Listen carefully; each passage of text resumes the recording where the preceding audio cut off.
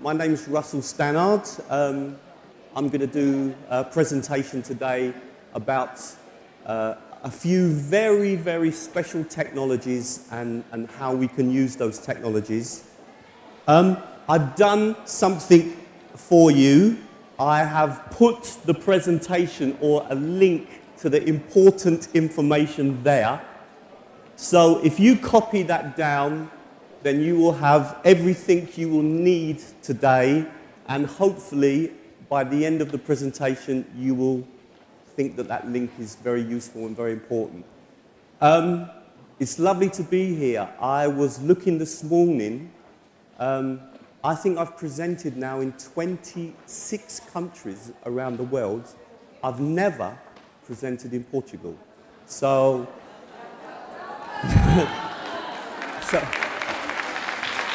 thank you. I've been here many times. I'm a big fan of Cataplana. I'm a big fan of Tavira. I used to go, I've been there many, many times.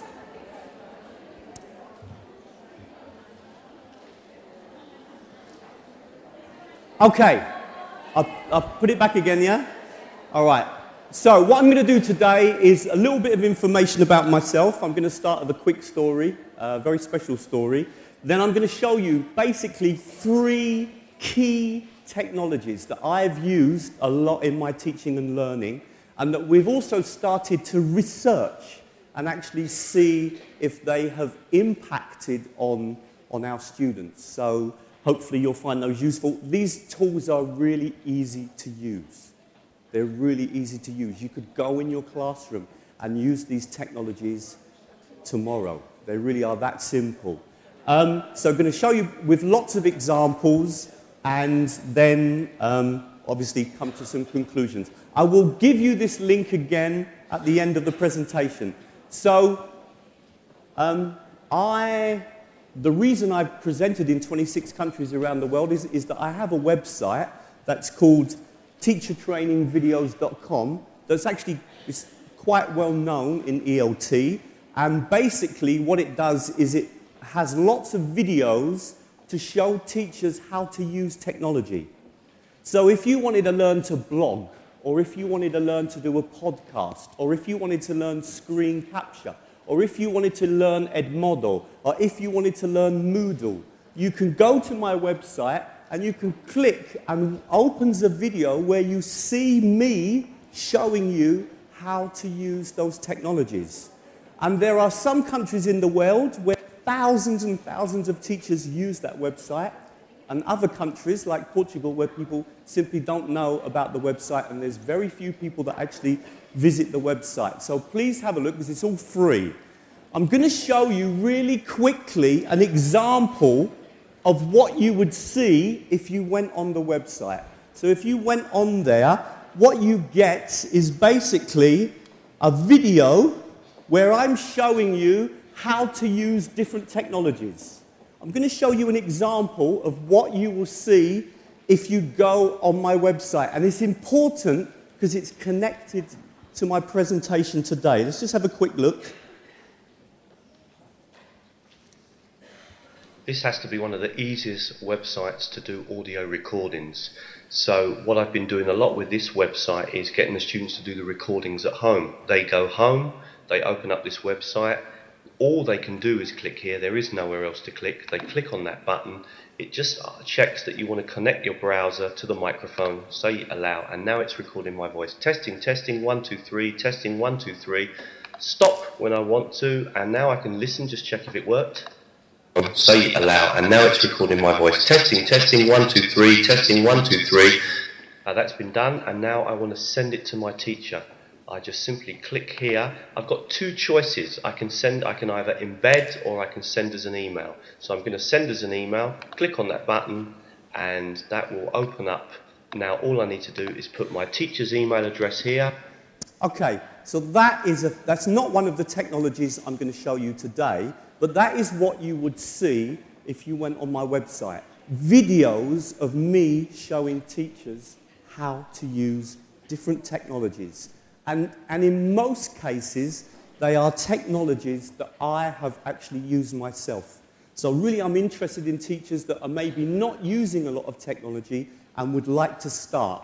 And I want you to think about one thing. You just saw a video. What you saw was the video of my computer screen. And that's really important. I want you to think about that, because that technology, in my opinion, is probably the most powerful technology in terms of teaching and learning at the moment, and you'll see a bit later why. Okay, so that is the website. If you go on there, you just click on everything. As I said, it's all free, teachertrainingvideos.com, so please make use of it. Now, before I came in today, I Googled my name.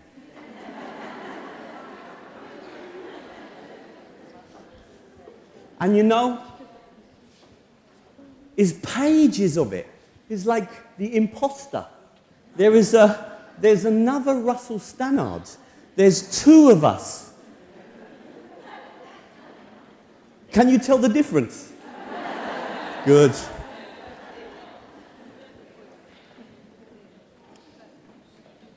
I teach at university. I teach at the University of Warwick, and I told you I work at NILE, Norwich Institute of Language Education. I write books, not particularly well-known ones. I've written lots of teachers' books. I've written some stuff about technology. I do a lot of freelance work. And I play the guitar. And my name's Russell Stannard. The other Russell Stannard, and I've also won some educational awards. I won the British Council Elton's Award for the website. The other Russell Stannard, he teaches at university as well. He writes books. He's really famous. He's written 31 books. Some of them have sold, not millions, but thousands of copies. He also does lots of freelance work. He also plays the guitar. And he has won an award from the Queen, an MBE. So I've known about this man since 2007, when I won my first award, and then I was on the internet. Every time I went on there, I saw him. On Boxing Day, that is the 26th of December this year, I was going to see my favourite football team, Chelsea, Jose Mourinho. I got on the train, and I walked along the train. I saw another man wearing a Chelsea shirt. I said, okay, I sit with him, my companion. I sat down. He was there, I was here. There was an old man sitting next to me. The old man started talking and mentioned somebody called Sir John Templeton. Now, I know who Sir John Templeton is, and he's a very rich man who gave a lot of money to education. So I was listening. Then the man said, when I wrote my first book, oh, whoa, this man is interesting. I look round. Whoa. No. This is not possible. I get my telephone out. I Google myself. I'm looking at the picture. I'm looking at him. He's sitting next to me. I can't really see him from the front. I'm looking at every picture of him. I'm listening. The train arrives at West Brompton Station. I get up to get off because I'm going to see Chelsea and I need to cross and get on another train. He gets up. Wait a minute. Not only is he Russell Stannard, works in university, writes books, won educational awards, freelances, plays the guitar, he supports Chelsea.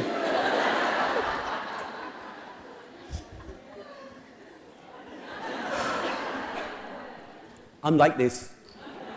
I'm standing on the platform. He's standing there talking to his son. I've got 2 minutes before the train comes in. I've got to ask him. I walk up so nervously. I say, excuse me, are you Russell Stannard? He went, ah! You're Russell Stannard! You're Russell Stannard! You're the one on the internet! So yeah. His son. What do you mean he's Russell Stannard? He's Russell Stannard! So now we're friends.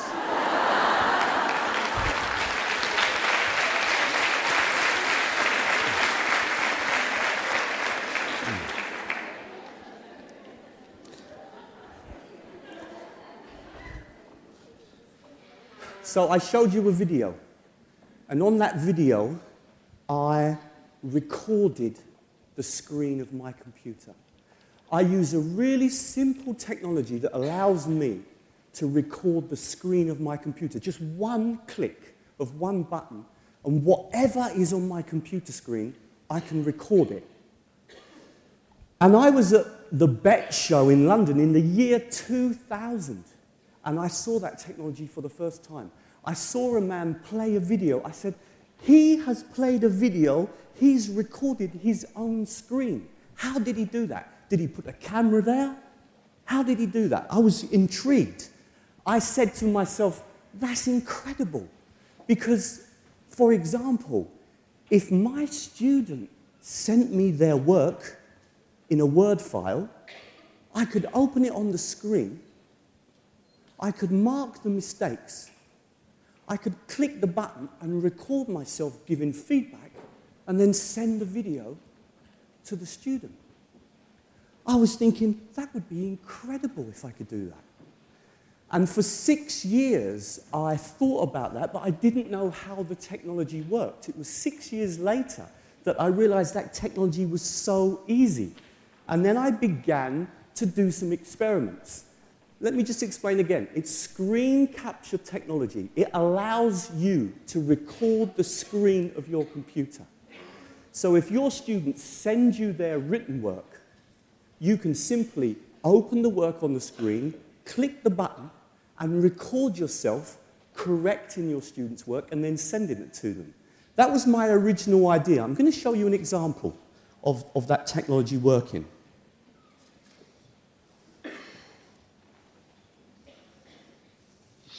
Hi Lou, just want to go through some of the things in your essay here. My name is Yue Hualu. I am Chinese, but of the moment. Now you've got the wrong preposition there, so we need to change that if you can. Here you said at the weekends, but can you look at the spelling of that word, because you've spelt that word incorrectly. Now, if we look at this sentence, when I first come to England, now I didn't speak English. Now, this is in the past, and you've used the present simple here. So we need to change that to use a past verb. Here, you're using the wrong word.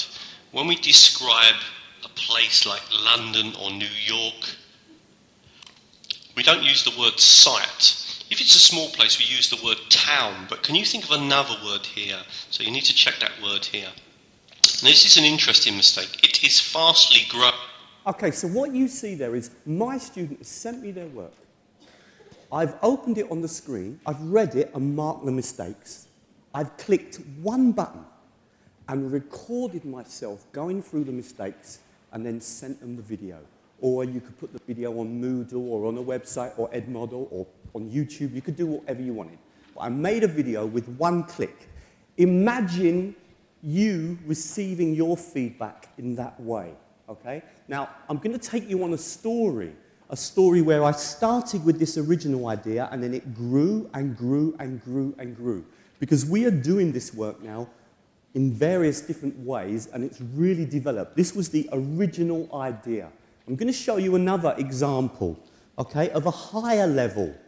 The same thing, so this is actually a student at the University of Warwick where I work. She is quite a high level now. She sent me her essay. I've opened it up. I've turned on the screen capture and I'm simply giving her feedback on her essay. So this is high level. This student is kind of master's degree level. Let me just give you an example.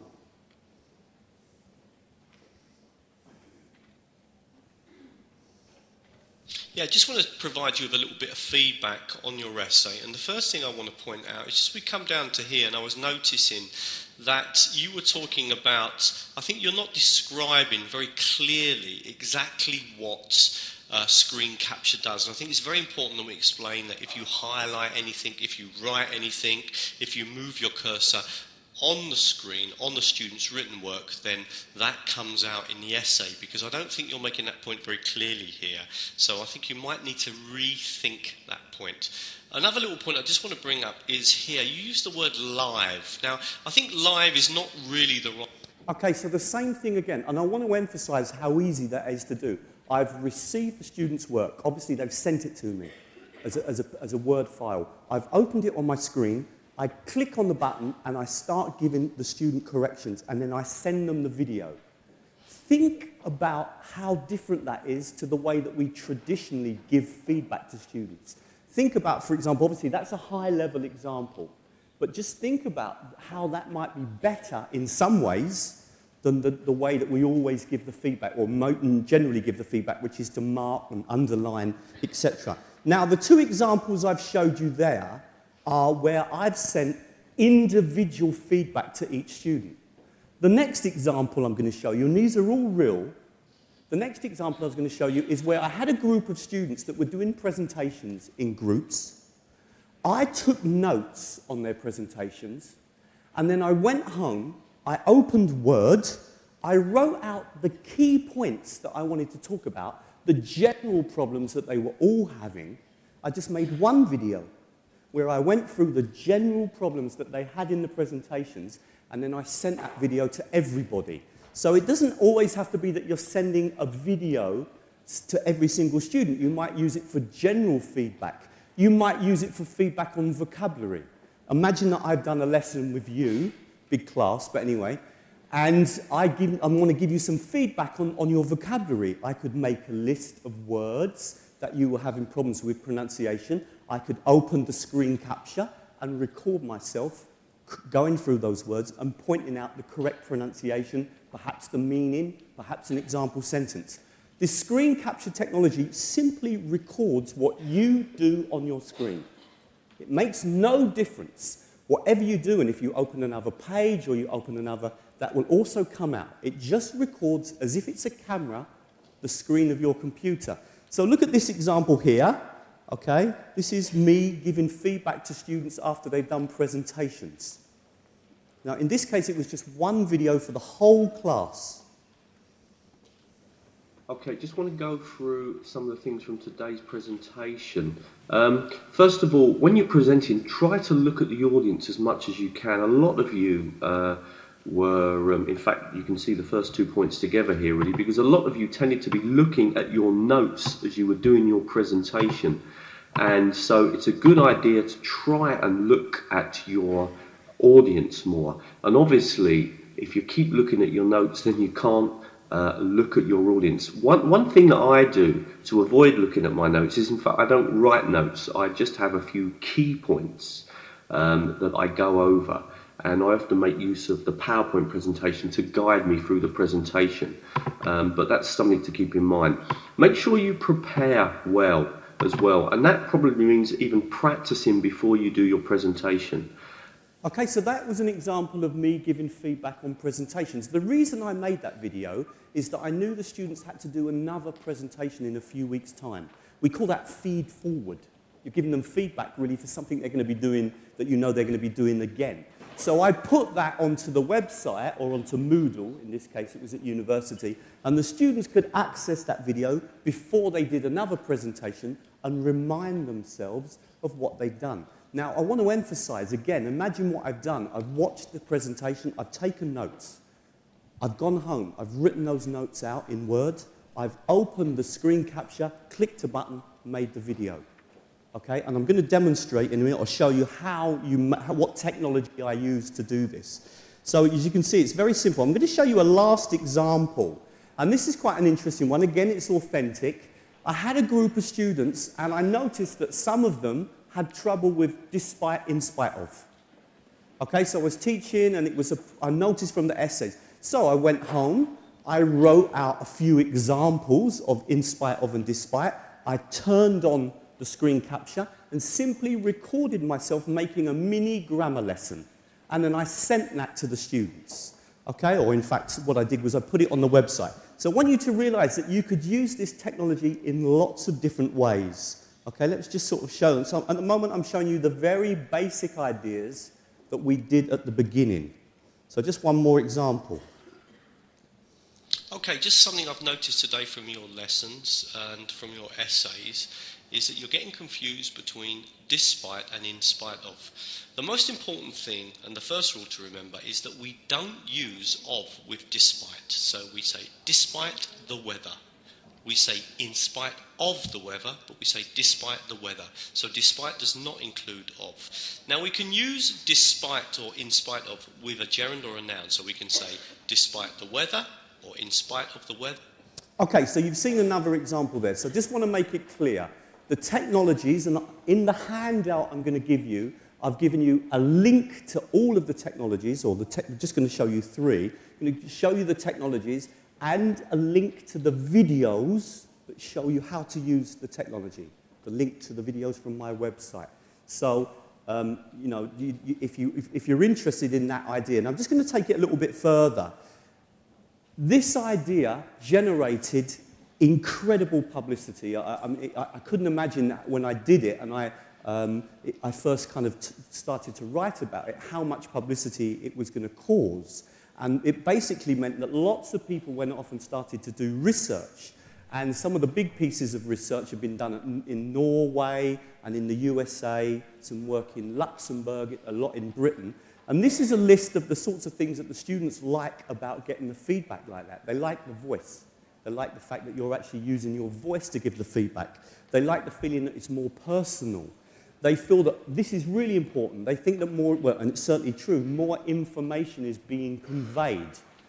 I'm speaking at about 150 words a minute. Now, I know that because my students have counted it for me. And so in a 5-minute video, I can give 750 words of feedback to my students, plus everything I do on the screen. Imagine writing that, okay? So it's very, very powerful in that way. You can really elaborate. You can develop anything. Remember, when you use that technology, you are recording the screen of your computer. If you open something and said, well, go and look at this website, or look at that, that would come out in the video. Okay, so everything that you do on your screen, you've got open the student's work, then you open another page and show them an interesting website to study. That would come out in the recording. So you can use it a lot to elaborate and provide feedback to students. So there's lots of key reasons that this could be interesting sometimes. One of the key ones is down here, multimodal, student learning styles. If you think about the way that we've moved on with our teaching and learning, we've certainly thought more about learning styles, particularly in language teaching, because it's always been important to us. Maybe our feedback hasn't turned on the same way. Maybe it hasn't moved on in the same way. This is a very multimodal way of giving feedback to students at key moments. At key moments. I'm not suggesting all the time. But it's certainly something to think about, and it's got lots of possibilities. As I said, there's lots of research. The big one was probably the one in Norway by a guy called Peter Matteson. And he looked at it not just in ELT, but in other areas. But my original work back in 2006 was actually working in the area of ELT. But there's all sorts of different projects going on. The one at the Open University is interesting because obviously distance learning organisations like this, because it means that they can build a personal relationship with their students. I do distance learning courses for Nile, and I use this method of giving feedback quite a lot. Now, I want to show you how easy this is. As I said, in the handout, you've got the technologies. There is a free technology. It's called Jing, and it's in the handout and a link to it. That technology allows you to record the screen of your computer. I use a technology called Snagit. Snagit and Jing are almost the same. They work the same way. You mark the area, you click a button. You do nothing else. The reason I use Snagit is just it does more. I can do longer videos, but Snagit does cost money. Snagit costs $30. It's one thing. So as a teacher, and for many years, I use Jing. They work exactly the same. I would suggest to you, if you were interested in this idea, start with Jing, and if you like it and you develop, then think about spending your $30, because I promise you it will be the best $30 you've ever spent on education. It really is. But start with Jing, because it's a free tool, and I used it for many years. Now, I've made a video to show you how this technology works. And interesting as well is that when you use this technology, so you make a recording of whatever is on your screen, it could be a picture, it could be a document, it could be a website. You could use it for all sorts of things, showing students websites to study, showing them how to use different things. When you make that video, you've got to distribute it. You've got two choices. You can either save it on your computer or you can upload it somewhere. And the way the technology works is that with one button click, you can put it onto YouTube. And then your students can access it there. So I'm going to show you just how easy it is to use this technology. It's called screen capture software. And the one that I'm going to show you is Snagit. Jing works exactly the same.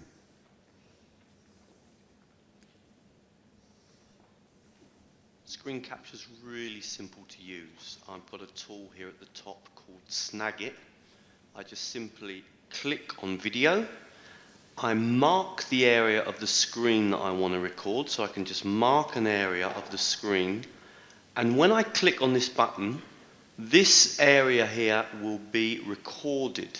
Now, it doesn't matter what I do in that area of the screen. So if I click here, and it will count me in, whatever I do on this area of the screen now will be recorded. So if I opened up my web page, for example, and I scrolled through it, then it would make no difference to the recording that I'm doing. All of that would come out in the recording.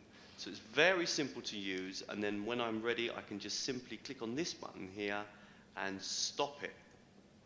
Let's just have a quick look. Now I can immediately play that recording back. On this area of the screen now will be recorded. So if I opened up my web page, for example, and I scrolled through it, then it would... So really simple for you just to mark an area on the screen and record it. And then what you can do is you can save that. Now we've got various options. One of the most powerful things that you can do is you can just immediately load that onto YouTube. If you have a YouTube account, if you have a Gmail account, then you have YouTube. I can just click here and click on Send to YouTube. And that will open up. And because I've already connected my YouTube account, I can just quickly write here, test video Lisbon. And then I can click on public. I can click on send me the link, so it will immediately give me the link to that video. I click on upload. The video is immediately uploaded onto YouTube. And also, you'll see here that the link has been sent to me. Now, what does that mean? Well, that means that I can actually now paste that link in because it sent me the link. So there it is, and there is that video on YouTube. This area of the screen now will be in seconds. So it's one of the most powerful ways to get a video made, a screen capture video made. Is that easy? I mean, I wish I could do it live, but I'm not using my computer. I haven't got the software on it. I want to emphasize how easy that is. I open something on my screen that I want to talk about. I mark the area. I click one button. It records. I stop it. It's ready. I can save it on my computer, or I can send it onto YouTube. If I want to send that onto YouTube, I click a button. I put in the name of the video, whoosh, it's there. And even nicer, I don't know, some of you who know a little bit more about technology, I said to the system, please send me the link. And it automatically sent me the link. So imagine if I made a video for my students, I could then open an email and say, here is this week's video. Whoosh, paste it in, and you could all access that video in seconds. So you can see that it's really, really easy to use. Now, I'm going to give you just a couple of minutes to think, all right? Because I know nearly everyone in the room is a teacher. So far, you've seen me thinking about how I can get my students to open up things, and then I can give them the feedback, or give them a mini grammar lesson, or give them feedback on vocabulary. And I told you that this idea created a lot of publicity. It was in the newspapers, I was on the telly. It really blew up, and lots of people were connecting with me. However, it was interesting, and we've been talking about creativity this week, because really, I was in a tunnel. It is a nice idea, but actually a lot of people emailed me and said, Russell, that idea with your technology is great, the technology is fantastic, but you could also do this. And they started suggesting lots of other ways that we could use that technology. Remember, the Gene version of that technology is free. I just want you for a couple of minutes to chat to the person next to you. Can you think of other ways, and I'm going to show you some fantastic ones, can you think of other ways that we could use that technology with our students? Yeah? You've seen how easy it was. Think about how you might use it with your students. I'm just going to give you a couple of minutes. Just have a quick chat with someone next to you. You got any water?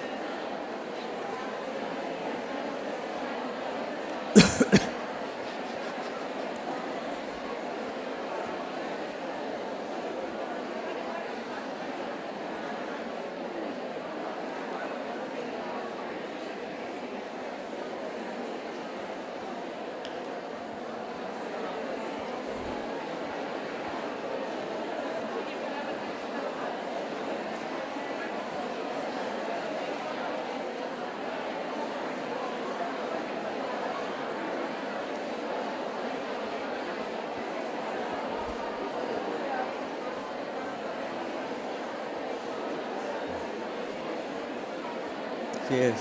Thank you very much. Thank you.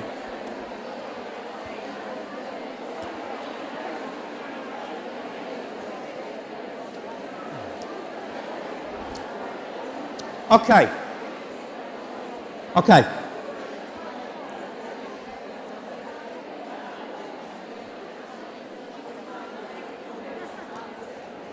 Good.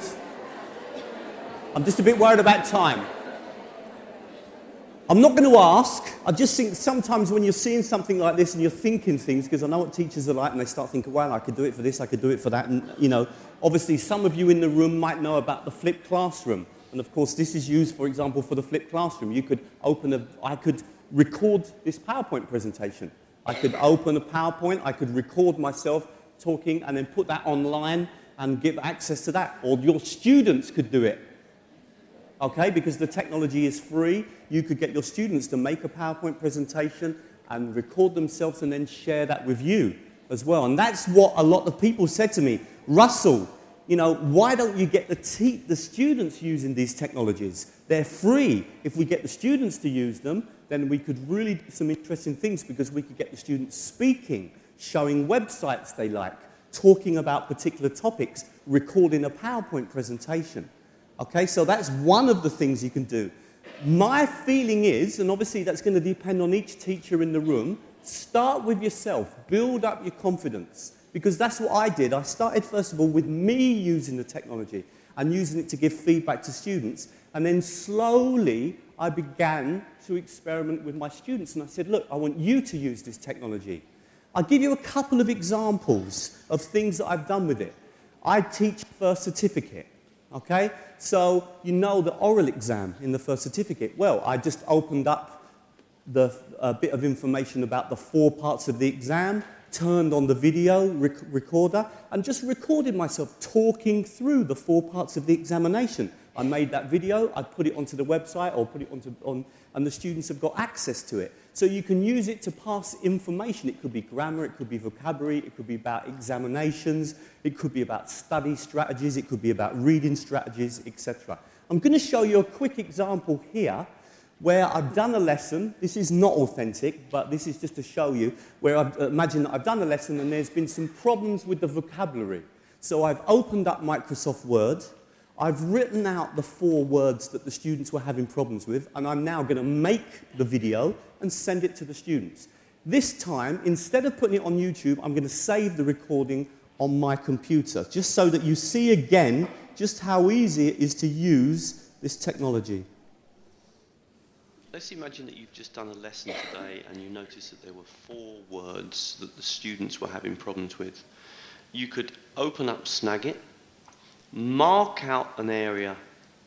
Okay, so you've written out the 4 words in Word, and you simply click on this button and you can record yourself talking and then send the video to the students. So I'm just going to click here.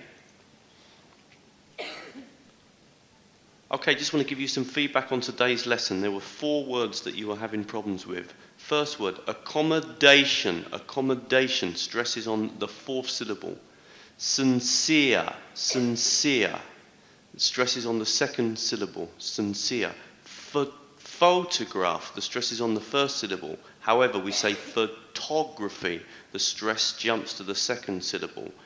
Instrumental, instrumental, stress is on the 3rd syllable. I hope this video helps you and makes that clear.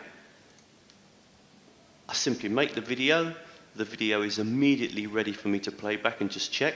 Some feedback on today's lesson. There were 4 words that you were having problems with. It's all perfect now.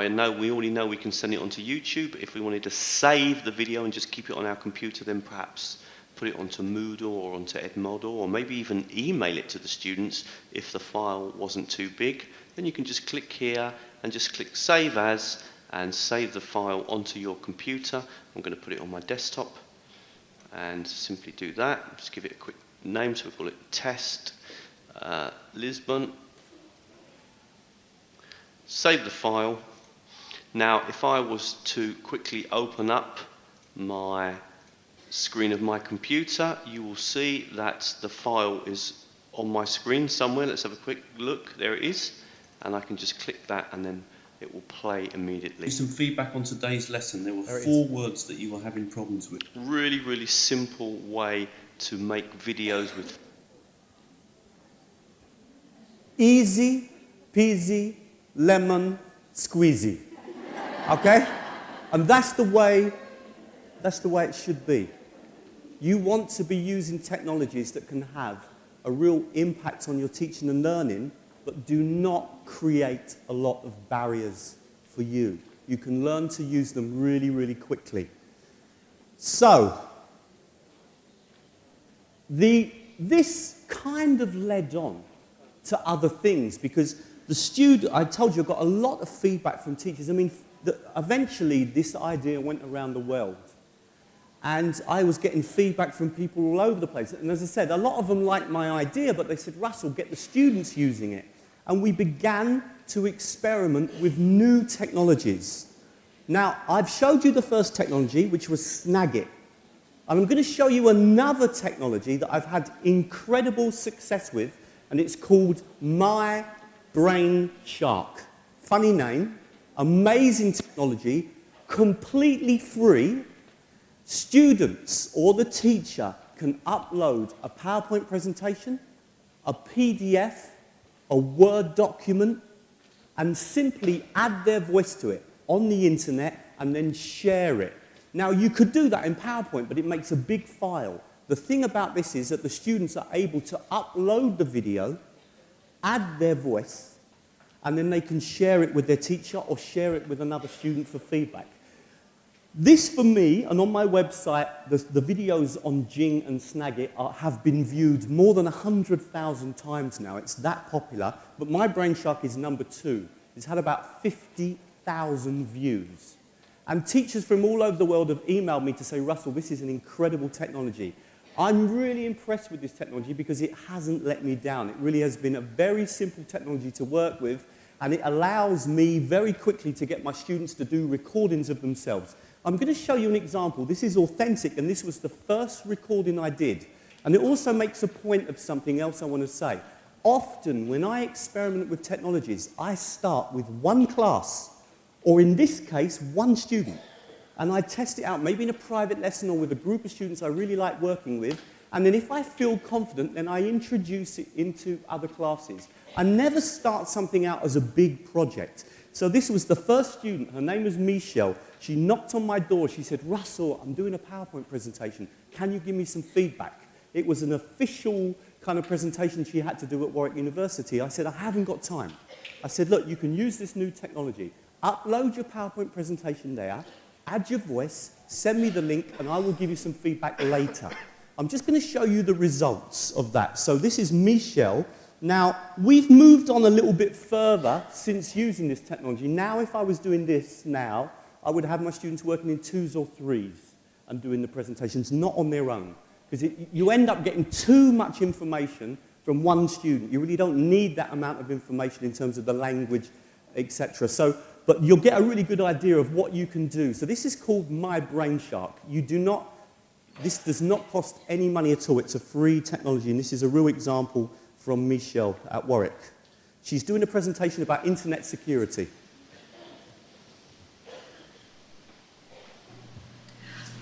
Good morning, ladies and gentlemen. Today I'm going to talking about security and privacy of electronic business. I'm Michelle, and if you have any question, please keep it until the end of my presentation. Thank you. My presentation can be divided into two parts. First part is the introduction of the security and privacy. The second part is the solution to these problems. Okay, let's move on to my presentation. Part 1.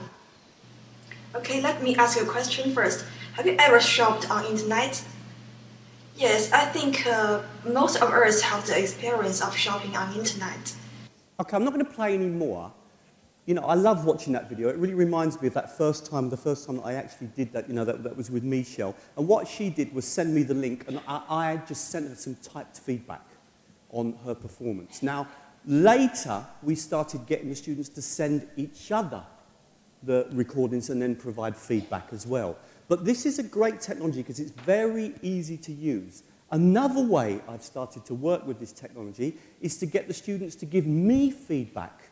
So we've done lessons using technology, and I've wanted to know, did that work? Did it not work? So when I've introduced different ideas into the class, maybe working with mobile phones or maybe doing something with a sharing device, then I often, instead of getting them to write me feedback, I send them some questions and ask them to record their answers so that they're doing oral practice. Now, these are high-level students, I accept that. She was preparing to come in to the university, so she was preparing for the IELTS exam. So she was quite a high-level student, would be just above first certificate level at the time. She eventually went on to study at Warwick. This next student is very high, but it's just to show you another idea. So this is a student who come and did a training course with me. So she's actually a teacher herself, so her English is very good. But we'd done a lesson, and I wanted to know, what did she think of the lesson? So instead of getting her to write the answer, I sent her a PowerPoint presentation and asked her to record her feedback. So I'm using it to get the students to reflect and give me feedback on what they think of the lesson or what we've done. I'm only going to play a few seconds, but just to show you another way of working with this technology. Hi Russell, this is Cecilia. Today I'm going to talk about my feedback or reflection on a wall visual activity we did last Friday. Before I answer any of your questions, I would really like to say that my Brain Shark is a great tool for practicing speaking because I genuinely believe I have been recording for this like a million times. That was wonderful. She told me she'd spent the whole evening at home recording a million times, her, and then sending it to me. And that is one of the things that I've found, that students, when they're doing something digitally, they really take it quite serious. We've noticed that with blogging, we've noticed that with my Brainshark. And, you know, when I've gone in to ask the students, and, you know, if I had more time with you, I'd tell you more about the experiments I did. It is one of the interesting things that a lot of students say, yeah, I put more effort into it, because I think students have more ownership.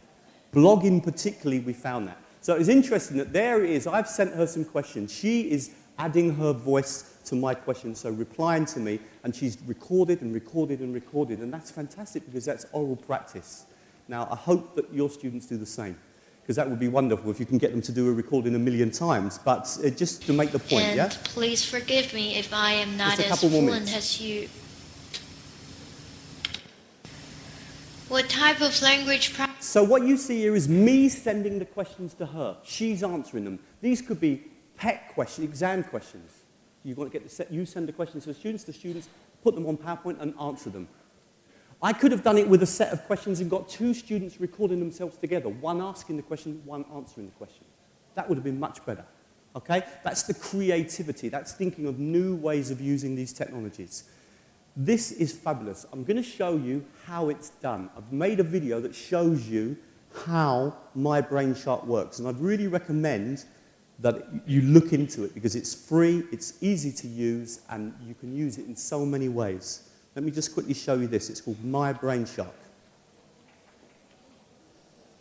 Of all the websites I found in 2011, I think this was my favourite. It's called My Brainshark, and it allows you to upload a PowerPoint presentation or a Word document or a PDF document or a picture or a video and just add your voice to it, and then you can share it on the internet. And again, you can send it as an email.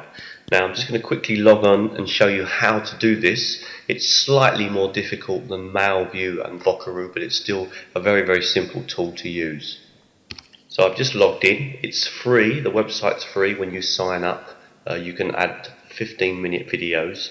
Now, just to give you a quick example, if I was to how to upload a video, or a PowerPoint, just click on Upload Content. And what I'll do is, for this example, I'm going to use PowerPoint, but you can upload video, you can upload a picture, you can upload a document as well. So I'm going to choose Add Voice to a PowerPoint. So I'm going to click on this one here, and what will happen is that it now will allow me to, so if I just click on there, and I'm just going to grab a PowerPoint presentation that I want to use. Now, I think if I remember rightly, if I go to my talks, I've got some PowerPoint presentations here, and I'll grab this one here, click on Open, and now all I need to do is wait while it is uploaded. Now, I don't need to put in any additional information. If I want to add a description or I want to add categories or tags, I can do. This just helps it makes it easier to find the content, but all I need to actually do is just wait for the actual file to be uploaded. So I'll just wait for a couple of seconds and then we'll come back to the video. Okay, once it's all done, it will say that your file has been converted, and now I'm ready to add my voice. Click on the next button, and I choose this one here because I'm going to use my microphone to add my voice to the PowerPoint presentation. So I click here on microphone, and it's just going to tell you that you need to connect, as always with these things, you always need to connect your browser to the Flash player to connect to your camera and your microphone. So just say continue, and it's just warning that you need to do that. And now just wait and just say allow, and it's ready. Now I can start to add my voice to the recording. Now I'm going to start with the first page. I can jump to any page of the PowerPoint, but I'll just do the first one. And so imagine now that I'm a student and I want to add my voice. Then I just simply click on the record button here. Hello, my name's Russell, and today I'm going to talk about something called feedback with screen capture, which is one of the areas that I've been doing a lot of research on at the University of Warwick, where I work. Now, once I've done my recording, if I'm happy with it, I can click on save. If I'm not happy, I can just click on retry and do it. If I want to preview it, I can click here and it will just quickly play it back and I can just listen. Hello, my name's Russell and today I'm going to talk about something called... So if I'm happy now with that, I'm going to click on save and it automatically goes to the next screen. Again, click on the record button. So in my presentation today, first I'm going to talk a little bit about myself and my work, and then afterwards I'm going to take you through using screen capture and explain some of the experiments that I've done. Blah, blah, blah, blah, blah. Again, save it. Now, I won't do any more. You can obviously go on. You'll see again now that we've saved 15 seconds and 10 seconds of audio. We don't have to add audio to every single slide. Once we finish, we can just click here and it will put together the audio that we've just created and the slides, and it is now ready to play back. Now, and there it is, and if we want to now we can click and listen. It will just take a couple of seconds.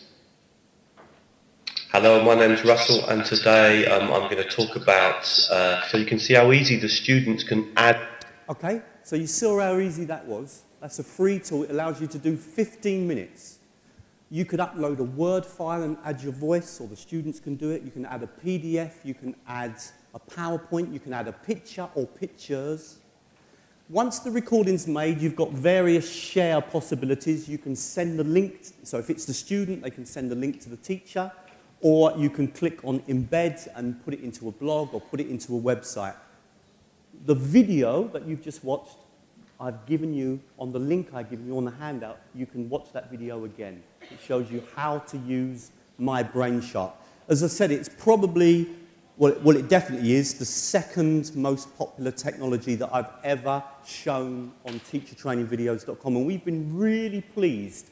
One of the really good things about that is it squashes the video, the PowerPoint, and the sound together, and it will play on a very slow internet connection as well, so it's very good at the compression.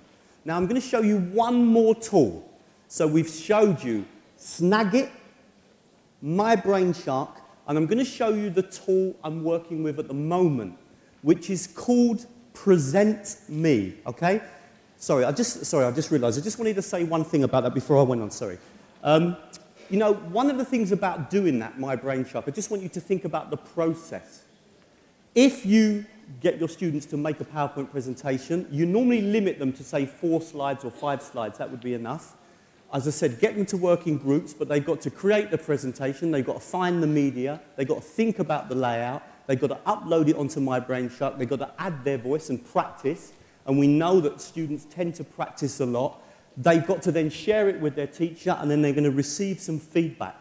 And this is one of the things I like about technology, because in doing this, there's lots of language practice going on, but there's lots of practice around digital literacies going on as well, because the students have got to think about the media they're going to use and whether or not they've got copyright to it. They're going to think about how they lay the screen out, what fonts they use. They're going to think about how they present. So you really are bringing in lots of skills, and I think particularly when you're going into secondary school, that's really important. We always complain at university level about one thing about the students, and that is that they often come onto our courses at university not being very good at presenting. And yet we all know that it's kind of getting, you know, quite an important skill to have. So that's one of the reasons why I like working with these tools. As I said, I wouldn't get the students to do this on their own. One thing I've learned is it's much better if they're working in groups. That recording from Michelle was about 8 or 9 minutes. There's way too much information in terms of what I needed to do to help her. So much better if the students are working in groups. Now I'm going to show you the tool that we're using at the moment, and I'm really excited about this tool. I found it in 2012, but it's taken me a long time because of other work to start working with it. This tool is also free. This tool is fantastic because it allows you to upload a PowerPoint, add your voice, but add your webcam as well. So if the students are connected to their webcams, they can actually add their webcam to the presentation. Now, what I've been looking at with this technology is getting students to practice exam scenarios. So one of them would be the examiner, and one of them would be the student, and they can practice PET exam, CET exam, first certificate exam, advanced exam, etc. So I've been doing a lot of work in this area. I'm going to show you 2 examples. It's a very easy tool to use. For the free version, you can make up to 3 recordings a month. So if your students have accounts, they can make free recordings as well. 3 recordings a month, and you can actually do a recording, incredibly, of up to 1 hour. That's way too much.